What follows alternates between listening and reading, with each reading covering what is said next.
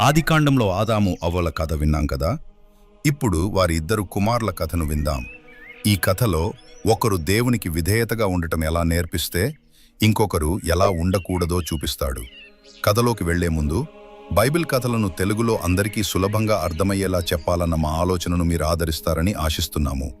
దయచేసి మా ఛానల్ను ప్రేమించి సబ్స్క్రైబ్ చేయండి. దేవుడు సృష్టించిన మొదటి మనుషులు ఆదాము హవ్వలకి ఇద్దరు కుమారులు పుట్టారు. వారు కయీను, హేబేలు. కయీను పెద్ద కుమారుడు, రైతు, పంటలు పండించేవాడు. హేబేలు చిన్న కుమారుడు, గొర్రెల కాపరి. ఒకరోజు ఇద్దరూ దేవునికి అర్పణలు తీసుకువచ్చారు. హేబేలు తన గొర్రెలలో క్రొవ్విన వాటిని అర్పించాడు. దేవుడు హేబేలు అర్పణను ఆనందంగా స్వీకరించాడు. కాని కయీను తన పంటల్లోంచి కొంత మాత్రమే తీసుకొచ్చాడు, ఉత్తమమైనవి కాదు. దేవుడు అతని అర్పణతో సంతోషించలేదు. దాంతో కయీను చాలా కోపంగా ఈర్ష్యతో నిండిపోయాడు. దేవుడు అతని మనసును చూశాడు. అతనితో మృదువుగా చెప్పాడు, నీవు మంచి పని చేస్తే సంతోషంగా ఉంటావు, కానీ చెడును చేస్తే పాపం నిన్ను వెంబడిస్తుంది.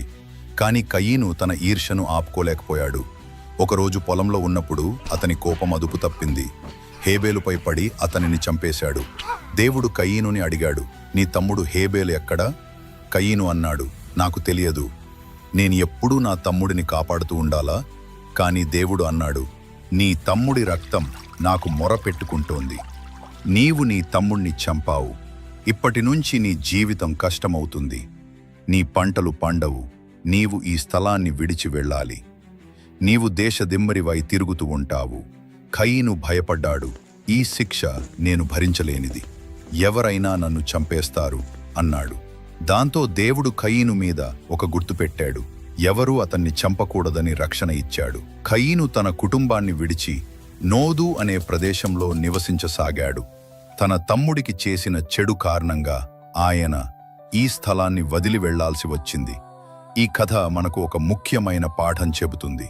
ఈర్ష్య, కోపం మనల్ని భయంకరమైన పనులు చేయించవచ్చు. మనం మంచి పనులు చేయాలి.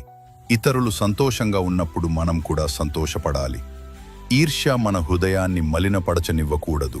మరియు మరో విషయం, మనము తెలియక తప్పు చేసినా దేవుడు క్షమించేవాడు, రక్షించేవాడు. మనం కేవలం ఆయన ముందు పశ్చాత్తాపపడాలి. మళ్ళీ ఒక మంచి బైబిల్ కథతో కలుద్దాం. అంతవరకు సెలవు.